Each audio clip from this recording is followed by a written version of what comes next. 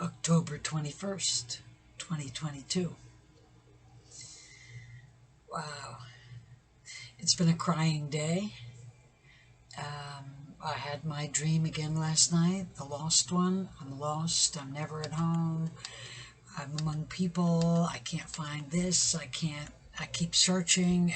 This time I couldn't even find my cell phone, I couldn't even call my mother, I was at some college, I didn't know anybody, I was lost, I was suffocating, I didn't know what was going on, I was lost. So I wake up then crying, and then I went outside in the middle of the night so I wouldn't wake everybody in the house. Jim's mother and sister are here. But that's not why I came here today. And if I catch you looking at the top of my head that's going so fucking bald, I will smack you. I don't care who you are. So just don't look there. Just don't look at my face either, because I gotta get back further so you don't see the wrinkles. In any case, whatever the show is, I wanted to note a few thoughts.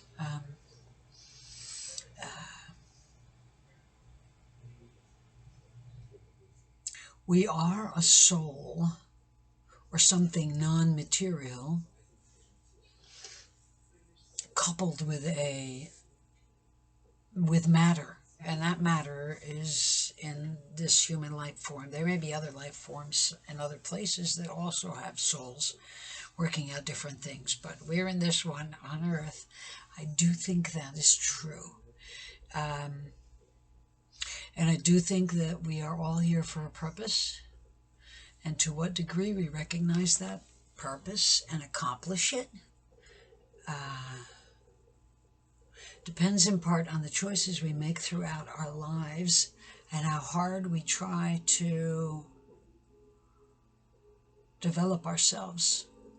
As we develop ourselves, we come to a sense of, I knew when I was 9 years old, I remember saying that what was important to me in life or what I wanted to do. I was 9. I wasn't trying to be philosophical. It just hit me that, life was for me, that I wanted to know in my 80s. I assumed I was dying in my 80s, I guess. I don't know why, but I think I have a premonition. I think I was dying at around age 82.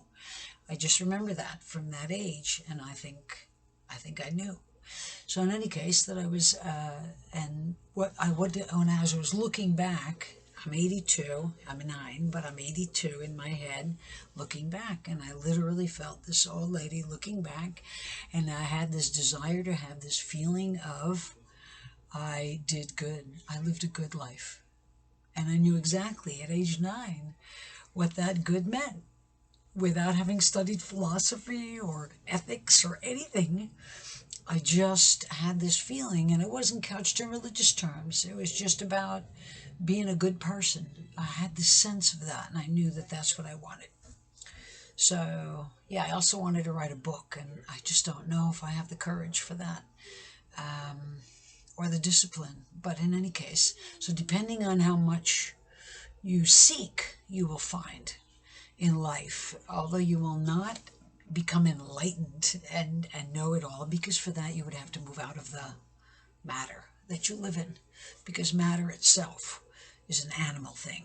So it's not that there's good and evil, it's that God is the union of opposites, and as spiritual beings are a complete, which is greater than the whatever, the whole is greater than the sum of the parts.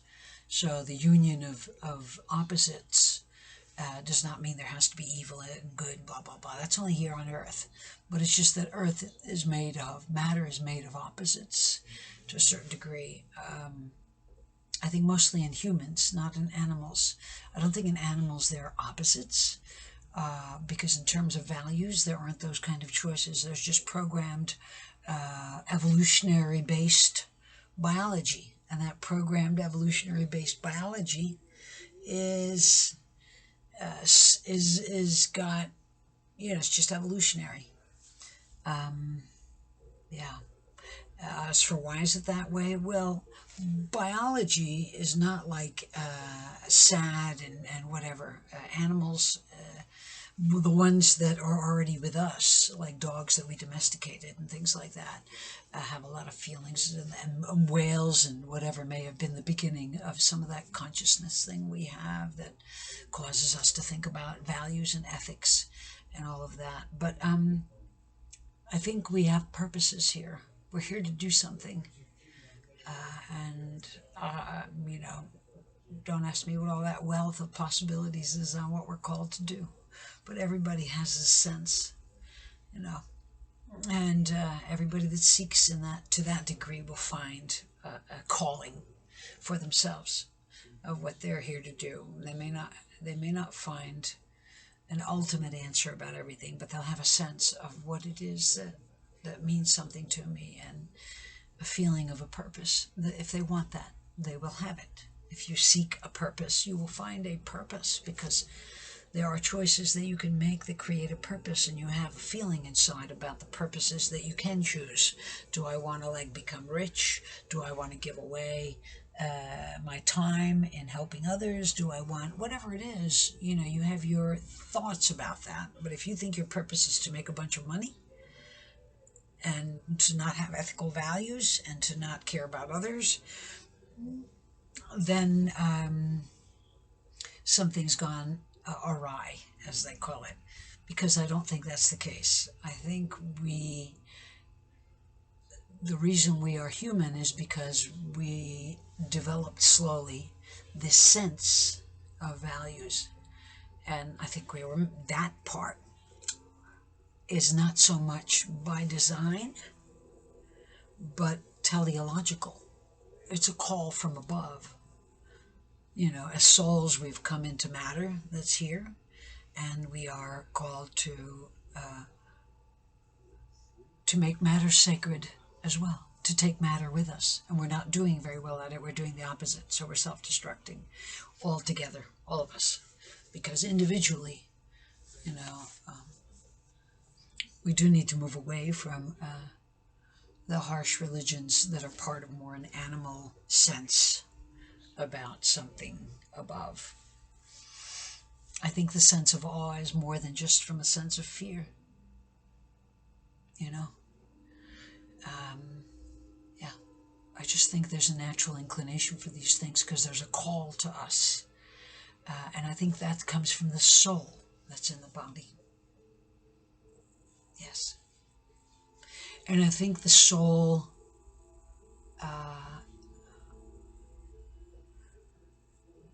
comes with the growth of consciousness as we develop or mature from infancy. I don't know why I think that. It just seems to make sense. That soul transitions not all at once, but also slowly. And so what we develop is a consciousness, and then in that consciousness we develop a sense of ethical values and all this other stuff. So I don't think we need to base it on a religious beliefs or on a biblical book or anything else. I think it is within us. We can use guidance from any books we like, and some of those early ones were man-seeking and, perhaps somewhat misguided and somewhat compelled to share in a mystical experience. But we're still growing out of being animals, and so that's always going to be faulty. Even something completely inspired by God, if it's written in language, can be mistranslated from language to language, so that the original goodness of a God is not going to show itself in the way that we now would perceive a God. It's not because God has evolved. It is because our understanding of God has evolved as we crystallize matter. As we take matter, and because of our soul, within it, transform it. That's the whole thing about religious experience. You transform and give your love to Christ, or you give your life to God. No longer I, but Christ within me. I think that's the soul now saying, let me take charge. I think we're spiritual beings in a body, and I think we're just not very far advanced yet. And yet we've developed enough intellectually as a result of just evolution and but the soul has been there all along. The soul isn't going to accelerate the evolution of matter. What it's going to do is going to infuse us with an ever-growing sense of what is right, or an ever-growing understanding of choices and will and our need, whether we have the capacity or don't have the capacity. This isn't about do we make a difference or does God control all things. This is about what's our responsibility. What are we doing here? It's not about God is in charge or not, or yes, there's still a God, or that doesn't mean there isn't a God, or we can't do it, and, I'm praying. No, no.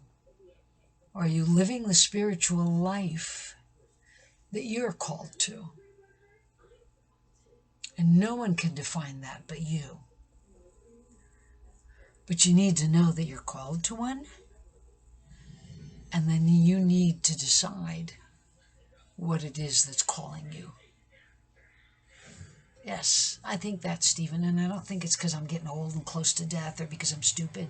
I think it's because I've spent my lifetime in psychology and philosophy and now in the physics and neuroscience for anything and everything that will completely contradict it, and none of it does. The idea that our brain has a component or whatever that is from the attachment to mommy and daddy, and that therefore, because I saw some guys now on some podcasts about that, and so that therefore there's a natural, we keep that, retain it as adults, and so then we project it onto a God. How about the natural evolution of matter? As it gets further and further infused with spirit, has us developing in that direction, so that we recognize the sacredness of sexuality, and that it is in the union. The greatest feeling on earth is our sexual. It's in the union of opposites, and we experience it individually. It's not just extreme opposites in other things like the cold and the hot. It could be lukewarm. But if you take male and female, you take matter, real matter, and you take opposites like that can, be more embodied, more spiritual, more conscious we are, the more our physiological stuff becomes a deep feeling thing, and then deep thought thing. It becomes something we don't just feel and react. We have this time, we have this choice stuff, and we have this system growing of education and stuff. Now we have the internet to teach one another to become one. Teilhard de Chardin was right. Definitively. And I had the sense about that long ago. I still think I think I'm right. And I think he's right. Read his shit. He's right. He is right. And so are all the other guys that are out there in their own little speck. Put it all together, the best expression, all of it. Even if you take out the Catholic shit, the Roman Catholic, just come to this spiritual, growth and the underlying energy that's all loving and all good, that is experiencing itself in our consciousness and growth in the way by infusing itself into that which is matter, the source of everything, but that does not experience until it becomes, I think it's something like that. And to that degree, we extinguish, or we are God. Right? I think source. We are a source from an extreme, omniscient, and blah blah energy that is experiencing all of itself through all that is and all that has been and all that underlies all the different whatevers, dimensions, realities. We only see 5% of all that is. It's a pretty interesting thought, right? So 95% of whatever's in the universe is like beyond our capacity to really probably ever know. So that's a thought too. And I'm a very rational, science-oriented kind of person, but I ain't bullshit. Logic, common sense. But my common sense tells me that there are angels, that there is spirituality, there is all of that. It's just not, it's just people define it in their own terms, and I really can't define it except that it's good. That's the word, good. Word for the day. I love you all. Yeah, and two of my pets are already here. This is the kitty cat, Baby or Sheba. No, that's Baby over there. The white dog with the 2 ears. Yeah, and Cookie will be in the... Cookie might be already in her bed on the floor back there. They all come to sleep with us. Anyway, be in awe. And remember, that's a problem with all this transgender and shit. Yes, everybody should feel better and this and that and that and blah, blah, blah. I agree. Women should be allowed to make decisions about pregnancy. It can't be dictated. You can't. That's the whole reason for a democracy. Because everyone has to choose good. As crazy as it is, because people are so fucking stupid and easily misled. The reality is that you can't force people to be good. You can, but it's not real. It's not. They get nothing for that. Being obedient is not choosing responsibility, choosing to be good. And yes, that is also taught to a great degree. But that's the whole point. We're here to evolve. Evolution means that we learn and we pass it on. If we're not passing it on, nobody's passing it on, then we're fucking ourselves. That's the way it is. We'll just stay matter and die out, and it'll start over again. Teilhard de Chardin said the same thing, essentially. He said he doesn't know if we are going to choose the right direction. So to continue the evolution towards God. That's what he essentially said at the end. Adult education was be a real big thing. He wrote about the internet. We're going to see people dying in China. We're going to realize we are one people. And then we're either going to choose to kill ourselves by trying to kill each other for the scarce resources as they diminish with climate change, he wrote in the 30s. He wrote about the internet worldwide. We'd be seeing each other. He wrote about that all of this was going to bring about this generation that's involved in adult education. That there's life things and children in school in the beginning and all that is not necessarily always going to happen the same way, and everybody can learn anything they want online. So it's a time for individual growth, self-determination. And so the question is not, are we going to become gung-ho, transgender, cancel culture, extremist, fanatic Democrats? Or are we going to become Trumpian, whatever the fuck they are, assholes, or neutral? No. Are we going to look at things and try to choose the best that we can, live according to that, and be forgiving of those who don't agree with us? I think we can all come to a common ground that way. I think we would.